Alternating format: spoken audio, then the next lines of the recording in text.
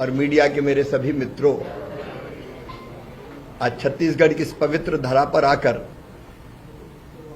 मैं अत्यंत आनंदित हूं, प्रसन्न हूं और कई यादें छत्तीसगढ़ से जुड़ी हुई है। बचपन से हम छत्तीसगढ़ आते रहे हैं, चाहे जब छात्र राजनीति में काम करते हों या युवा मोर्चे के कार्यकर्ता के नाते एक इमोशनल अटैचमेंट छत्तीसगढ़ से सदैव से रहा है। और मुझे आज कहते हुए प्रसन्नता है कि छत्तीसगढ़ का ये सौभाग्य है कि अत्यंत कर्मठ, लगनशील, जुझारू, सहज और सरल मुख्यमंत्री छत्तीसगढ़ को मिले हैं। मुख्यमंत्री जी के नेतृत्व में और विशेषकर कृषि और ग्रामीण विकास के लिए भी जो मेरे पास माननीय प्रधानमंत्री जी ने मुझे काम दिया है, जिनका चाहे विजय जी हों चाहे रामविचार जी हों, बहुत बेहतर काम कर रहे हैं। मित्रों, आपको ध्यान होगा, मोर आवास मोर अधिकार एक आंदोलन चला था जब पिछली सरकार थी,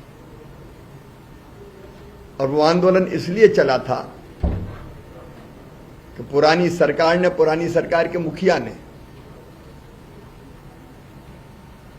अपने पंचायत और ग्रामीण विकास मंत्री के कहने के बावजूद भी प्रधानमंत्री आवास के लिए धनराशि आवंटित नहीं की, जो राज्य का अंश होता है। हमारे प्रधानमंत्री श्रीमान नरेंद्र मोदी जी छत्तीसगढ़ के गरीब भाइयों और बहनों के लिए प्रधानमंत्री आवास योजना के मकान भेजते रहे, उसके लिए राशि भेजते रहे, लेकिन राज्य सरकार ने वो राशि खर्च ही नहीं की, अपना अंश ही नहीं दिया। और इसका परिणाम यह हुआ कि लाखों पात्र हितग्राही जिनको प्रधानमंत्री आवास योजना का लाभ वर्षों पहले मिल जाना चाहिए था, वो उस लाभ से वंचित रह गए।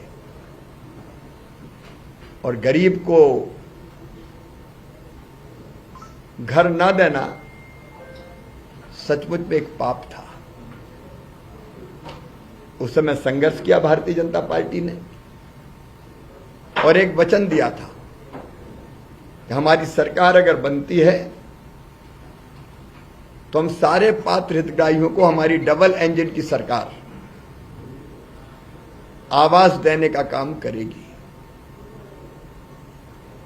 आज मेरे मन में संतोष है कि प्रधानमंत्री जी के नेतृत्व में छत्तीसगढ़ की जनता से किया हुआ ये वचन हमने निभाया, हमारी सरकार ने निभाया। और जब पहली बार सरकार बनने के बाद आवास आवंटित कर, तीसरी बार सरकार बनने के बाद जब पहली बार आवास आवंटित करने का मौका आया तो हमने 8,47,000 मकान छत्तीसगढ़ को आवंटित किए प्रधानमंत्री आवास योजना के। फिर माननीय मुख्यमंत्री जी पधारे थे, उप मुख्यमंत्री जी आए थे, ग्रामीण विकास पंचायत वो देख रहे हैं। तब उन्होंने कहा कि नहीं, और मकान छत्तीसगढ़ को चाहिए क्योंकि जो वादा किया वो निभाना है। तो हमने फिर 3,03,000 मकान और दुर्ग में एक कार्यक्रम में आके छत्तीसगढ़ को दिए।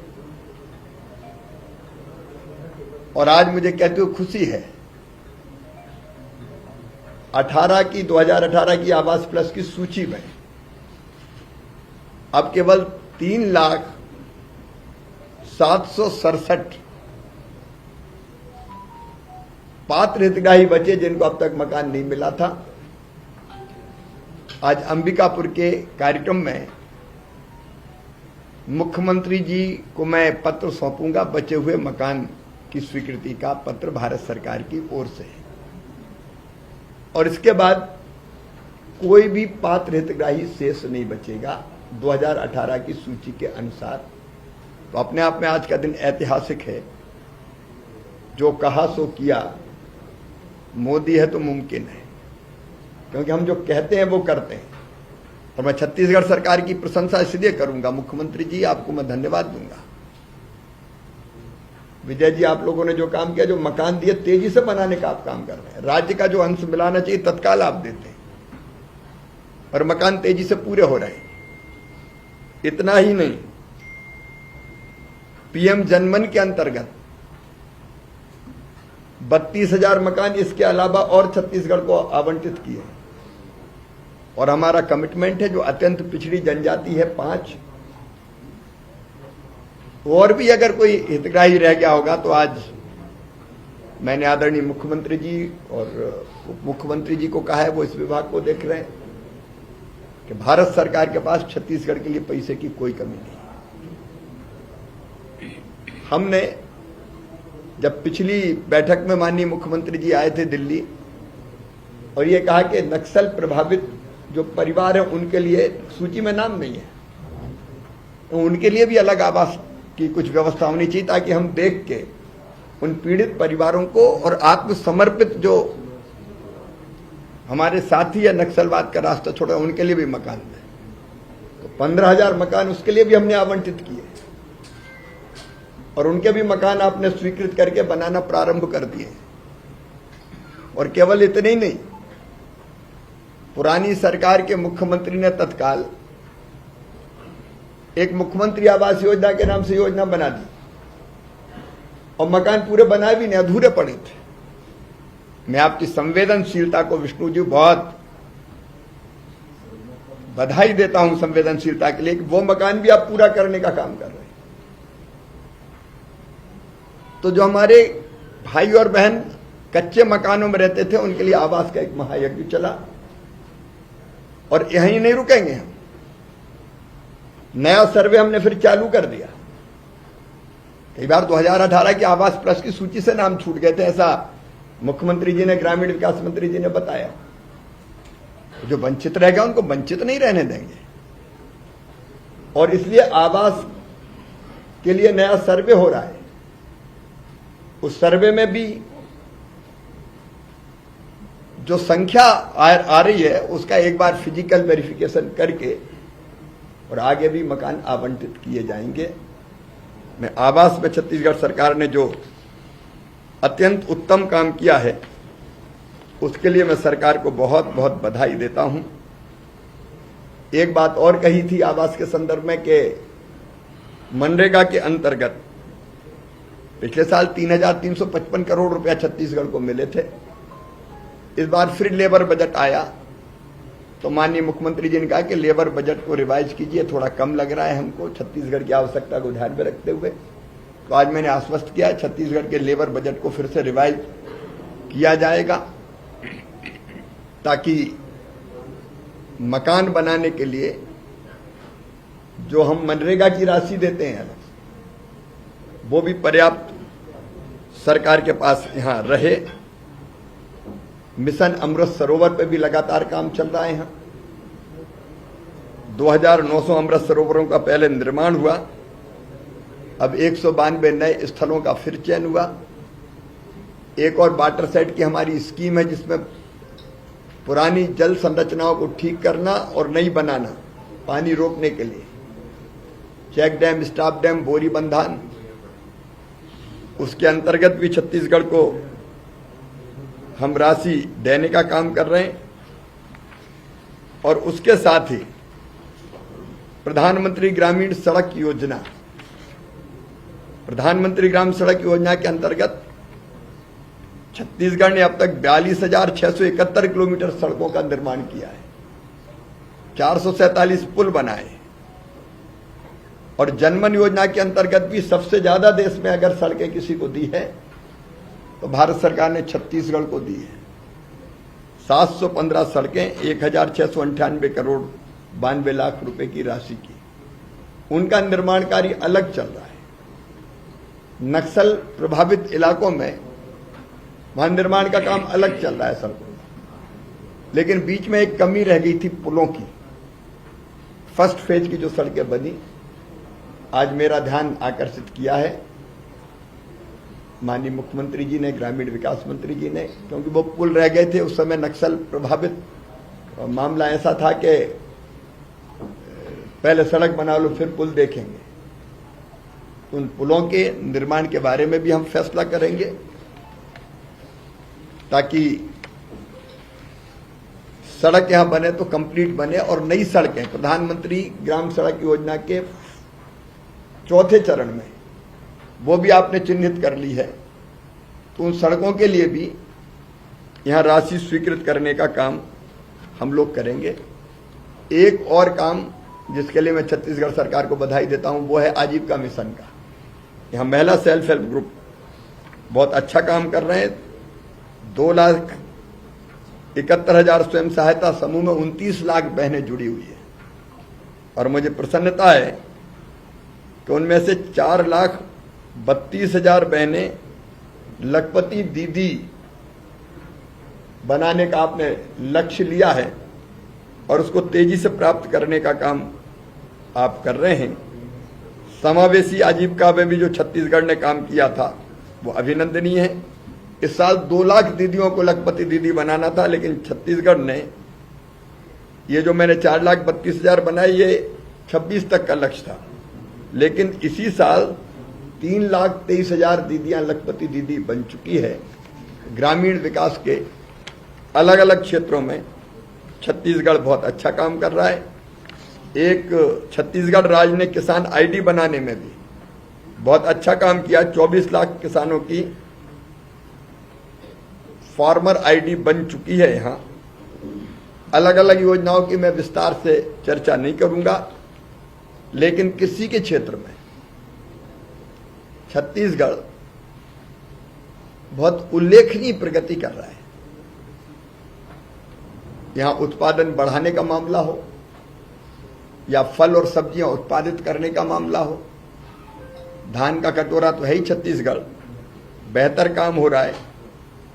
और इस साल विभिन्न योजनाओं के अंतर्गत हमने तय किया कि छत्तीसगढ़ को कृषि विस्तार योजना पर उपमिशन हो, राष्ट्रीय सुरक्षा पोषण मिशन हो, बागवानी विकास के लिए मिशन हो, राष्ट्रीय खाद्य तेल मिशन हो, डिजिटल कृषि मिशन हो, बांस मिशन हो। इसके लिए 305 करोड़ 65 लाख रुपया स्वीकृत किए हैं। और कृषि विकास योजना पर ड्रॉप, मोर क्रॉप, मैकेनाइजेशन, इन सब के लिए भी 215 करोड़ रुपया 3 लाख रुपए 215 करोड़ 3 लाख रुपए का बजट स्वीकृत किया है। तो 515 करोड़ रुपए से ज्यादा अभी राशि स्वीकृत की है। ये राशि खर्च करेंगे तो और भी आगे भारत सरकार कोई कसर नहीं छोड़ेगी छत्तीसगढ़ के कृषि के विकास के लिए भी। 2 चीजें केवल कृषि के संदर्भ में और करूंगा। एक, छत्तीसगढ़ कृषि के क्षेत्र में तेजी से प्रगति कर रहा है और पूरे देश में कृषि विभाग के पास आप देखेंगे तो 16,000 वैज्ञानिक, लेकिन अभी तक वैज्ञानिक हमारे लैब में काम करते थे, रिसर्च करते थे, और वो लैब का रिसर्च लैंड तक मतलब किसान तक नहीं पहुंचता था। इस बार हमने तय किया है 29 मई से वैज्ञानिकों की हम टीम बना रहे, 4-4 वैज्ञानिकों की एक टीम, और ये एक टीम एक जिले में भ्रमण करेगी। एक दिन में 2 कार्यक्रम करेगी, एक सवेरे एक शाम को, बीच में दोपहर के समय भी जहां वो रुकेंगे वहां भी एक तीसरा छोटा कार्यक्रम हो सकता है। और ये क्या करेंगे, ये जहां रुकेंगे वहां के आसपास के किसान 15-20 गांव के आएंगे, उनको हम आमंत्रित करेंगे।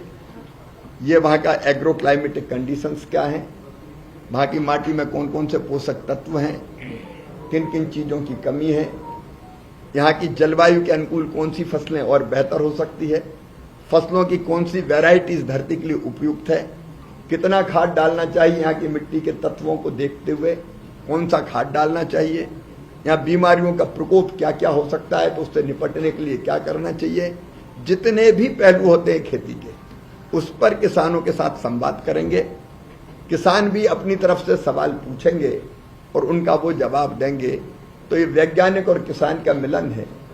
लैब को हम लैंड से जोड़ने का काम कर रहे हैं और छत्तीसगढ़ ने तय किया कि इस कार्यक्रम को वो पूरी गंभीरता से करेंगे ताकि नए वैज्ञानिक अनुसंधान सीधे किसान के पास पहुंच सके। इसका हम प्रयत्न करेंगे। छत्तीसगढ़ की विशेष परिस्थितियों को देखते हुए आज मुख्यमंत्री जी के साथ हमने ये भी तय किया है कि केवल खेती नहीं, आय अगर बढ़ाना है तो खेती, खेती के साथ पशुपालन, खेती में भी फूलों की खेती, फलों की खेती, सब्जियों की खेती, औषधि खेती, कृषि वानिकी, अलग अलग जितनी पहलू है सब जोड़ के एक एकीकृत खेती का मॉडल जो लाभ दे किसान को। खेती के साथ और एक्टिविटीज क्या होगी एलाइड सेक्टर की, उसको भी जोड़ने के लिए छत्तीसगढ़ सरकार एक मंथन करेगी कि क्या क्या यहाँ होना चाहिए। और फिर हम कृषि विभाग में बाकी विभाग के साथियों के साथ भी बैठ के छत्तीसगढ़ की एक और योजना, जहां तक अभी आगे बढ़े वहां से और आगे कैसे छलांग लगाएं, उसके लिए बनाने का प्रयास करेंगे। मित्रों, कुल मिला के मन में एक ही तड़फ है कि हमारे छत्तीसगढ़ के किसान और आगे बढ़ें। प्रधानमंत्री जी के नेतृत्व में विकसित भारत के निर्माण का महायज्ञ चल रहा है और विकसित भारत के निर्माण के लिए विकसित छत्तीसगढ़ और डबल इंजन की सरकार पूरी शिद्दत से और गंभीरता से वहां प्रधानमंत्री जी के नेतृत्व में, यहाँ मुख्यमंत्री जी के नेतृत्व में काम कर रही है। और उनमें से 2 विभाग मेरे पास है, तो मेरी भी कोशिश है कि विकसित छत्तीसगढ़ के लिए विकसित खेती, समृद्ध किसान और विकसित गांव और गरीब मुक्त भाई और बहन, गरीबी मुक्त भाई और बहन कैसे हो, उस प्रयास में अपना सहयोग दे पाए। और इसलिए मैं यहाँ आया था। अब अंबिकापुर में भी एक कार्यक्रम करेंगे, आके मैं अत्यंत प्रसन्न हूँ